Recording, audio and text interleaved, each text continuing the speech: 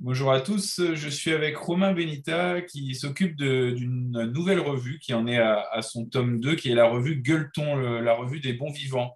Romain Benita, bonjour. Bonjour Yann, bonjour à tous.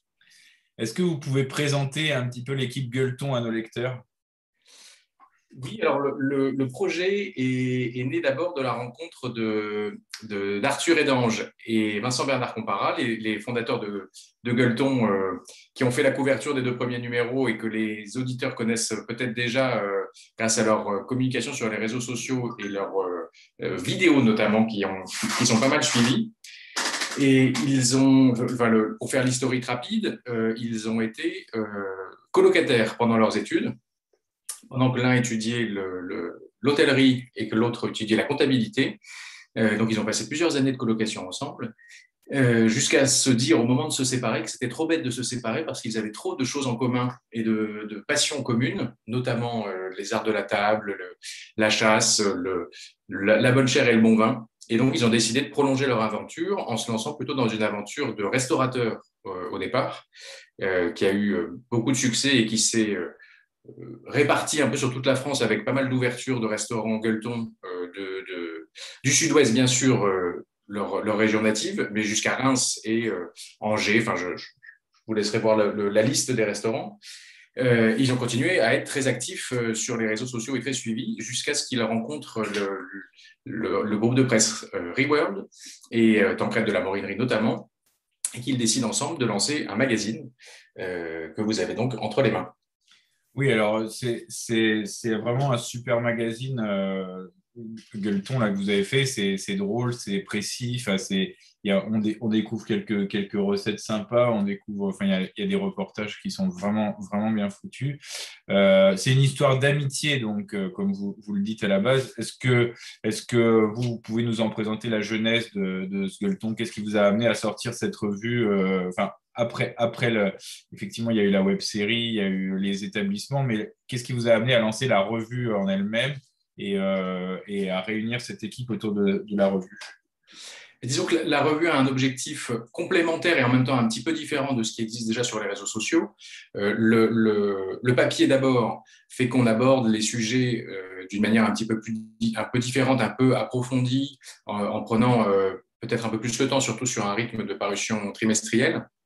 Mais l'idée reste la même, c'est-à-dire faire la promotion dans le sens noble du terme des terroirs, des producteurs, surtout des gens qui sont derrière, que ce soit les producteurs, les artisans, les restaurateurs, enfin tous ces métiers qui sont nécessaires à la conservation des traditions, de produits qui soient sains et bons.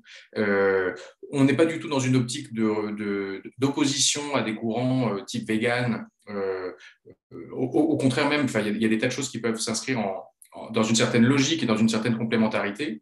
Les notions, par exemple, de circuit court, des choses comme ça, sont des choses qui sont assez évidentes finalement quand on se rapproche du local, du terrain, et ça qui relève du bon sens plus que de la politique. Et donc la démarche est un petit peu la même de valorisation de ces gens, de ces terroirs, de ces traditions, de ces mets, mais dans un rythme un petit peu différent et avec des portraits, des reportages. On prend le temps d'aller rencontrer à droite à gauche les acteurs de la gastronomie française et puis j'espère de partager le plaisir qu'on a à les rencontrer avec les lecteurs. Alors, il y a quelque chose sur lequel vous attachez un point important, hein, et on le sent en parcourant votre magazine, c'est quand même le côté esthétique. Vous avez un beau magazine, le papier est de qualité, les photos sont belles, on voit que la mise en page est extrêmement travaillée. C'est une volonté de votre part, je suppose, de vouloir faire vraiment quelque chose qui frappe, quoi. Oui, disons que ça a été assez naturel pour deux raisons. D'abord, Arthur et Vincent, depuis le départ, ont cette culture de l'image de manière très spontanée et intuitive. Et c'est vrai que leurs photos sur Instagram sont assez léchées, assez élégantes, et ce, depuis le départ. Mais c'est vrai aussi que dans la transposition magazine, alors en plus c'est un trimestriel, donc c'est un magazine qu'on est censé prendre le temps de consulter et j'espère prendre plaisir à feuilleter. C'est vrai que la dimension esthétique est très importante. Et sur les choses qui relèvent des plaisirs de la table, c'est presque indispensable parce que des photos qui ne seraient pas bien éclairées, bien travaillées, ne rendrait pas justice aux produits qu'on essaye de mettre en scène. Or, ce sont des beaux produits. Nous, on les trouve beaux, ils nous donnent faim et on a envie de partager cette impression-là. Donc, oui, c'était nécessaire que ça soit aussi élégant que possible, sans tomber non plus dans les clichés d'une presse un petit peu haut de gamme ou trop luxueuse. Ce n'était pas non plus le but du jeu. Le but du jeu, c'est d'être l'écrin le plus élégant et en même temps sincère de ce qu'on trouve dans le magazine. Oui, vous faites bien de le souligner parce que c'est vrai que ce qui est agréable aussi, c'est que contrairement à une certaine presse qu'on va dire spécialisée gastronomie, terroir ou restauration d'ailleurs, vous n'avez pas la prétention d'être, on va dire, le guide Michelin ou Goemio. C'est une revue qui est beaucoup plus, tout en étant belle, en étant profonde, qui est quand même assez populaire finalement. Oui, et puis surtout par rapport à ce type de parution, il n'y a aucune notion dans le magazine Gueuleton de classement, de hiérarchie, de compétition entre les restaurants, entre les producteurs. La démarche est plutôt une démarche de partage, un peu comme on partagerait des bonnes adresses ou des envies avec des copains. C'est vraiment l'envie de parler de ce qu'on aime, de ce qu'on aime, ce CE et ce CEX, des gens qu'on rencontre et qu'on trouve intéressants et qu'on trouve passionnants parce qu'eux-mêmes sont passionnés. Et il n'y a pas du tout cette notion qui pourrait être reprochée à d'autres supports élitistes où il ne s'agit pas de mettre en valeur un tel plus qu'un autre. Il s'agit de dire ce qu'on aime, pourquoi on les aime et d'essayer de donner un petit peu à voir à qui sont derrière en prenant peut-être un peu plus de temps que d'habitude pour comprendre leur parcours, leur histoire et leur passion. Est-ce que vous pouvez nous en dire plus sur la réception du magazine après 2 numéros en termes de vente, en termes de diffusion? Quel a été le succès rencontré? Ben, le premier numéro a eu un succès au-delà des espérances de Reworld et de Gueuleton, puisqu'on a été obligé de faire une réimpression à mi-parcours. C'est vrai qu'on a eu beaucoup de retours très positifs d'une communauté qui était déjà préexistante quelque part, puisqu'ils suivaient sur les réseaux sociaux Arthur et Vincent, qui n'étaient pas des inconnus. Mais heureusement, et c'est un petit peu le but du magazine, on a pu aussi élargir cette audience et rencontrer des lecteurs qui ne connaissaient pas forcément, qui ne suivaient pas forcément les aventures de Gueuleton sur YouTube ou sur Instagram. Et on a eu énormément de retours et de courriers très bienveillants. Et c'est ce qui fait chaud au cœur. Alors, c'est vrai que la période est particulière et c'était un peu à double tranchant.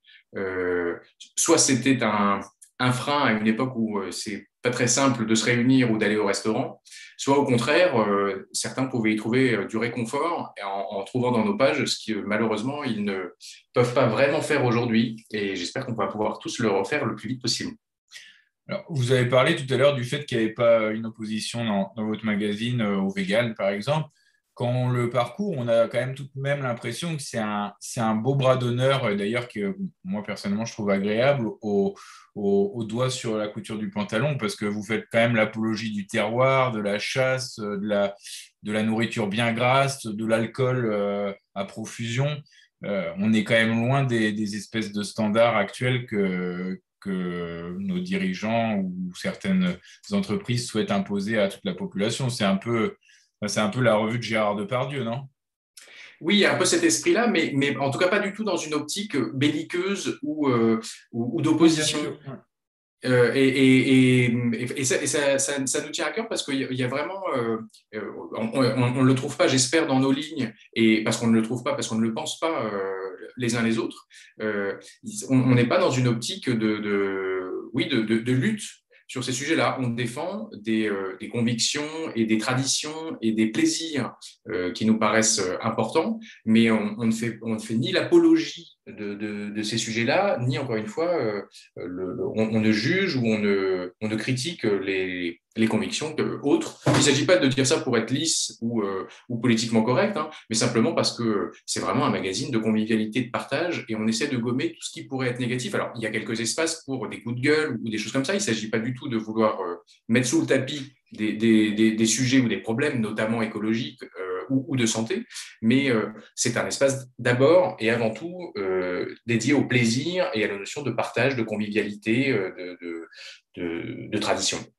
Oui, c'est vrai que finalement, on dévore votre magazine et à défaut de pouvoir dévorer quelque chose au restaurant, enfin, ce qui n'empêche pas d'ailleurs de bien cuisiner chez soi et de se faire plaisir chez soi. Mais alors, une autre question, est-ce que dans un prochain numéro, il sera question de la Bretagne ou alors, comme je disais, est-ce que vous allez rester entre bons vivants du Sud-Ouest, même si effectivement vos deux premiers numéros n'évoquent pas que le Sud-Ouest, mais est-ce qu'on peut avoir la Bretagne traitée dans un prochain numéro?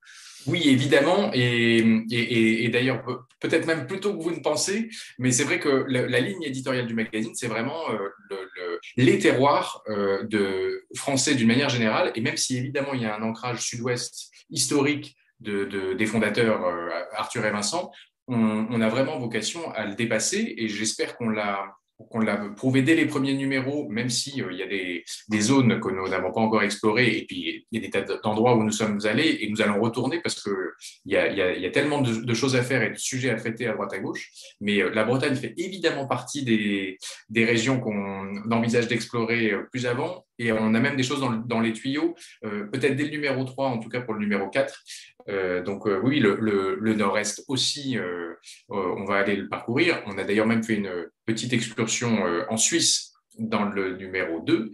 Et puis on a des choses dans les tuyaux pour travailler même sur la Belgique, pour vous dire à quel point on ne se cantonne pas du tout au territoire français et encore moins au sud-ouest, même si là, pour le coup, ça a été un petit peu compliqué par les restrictions sanitaires. Donc, ça va peut-être paraître un petit peu plus tard que ce qu'on avait prévu, mais on a vraiment une vocation à s'ouvrir à tous les terrains. Et d'ailleurs, Arthur et Vincent sont déjà allés à plusieurs reprises rencontrer des producteurs et des artisans en Bretagne. Je vous laisse le mot de la fin, Romain Benita, peut-être rappeler comment les lecteurs de Braise Info peuvent se procurer votre magazine et puis le mot de la fin, tout simplement pour eux. Eh bien, alors, il est disponible j'allais dire, dans tous les bons kiosques, ce qui est toujours une formulation un peu hasardeuse, mais il est aussi disponible sur abonnement, sur Kiosque Mag. Et je crois qu'on peut s'abonner aussi directement depuis le site gueuleton.fr. Donc, c'est peut-être la solution la plus simple si on n'est pas sûr de le trouver dans le kiosque en bas de chez soi, mais il est plutôt bien distribué sur l'ensemble du territoire. Date de sortie du troisième numéro? C'est autour du 10 mai. Eh ben, on attendra la date avec impatience. Merci, Robin Benita. Merci à vous.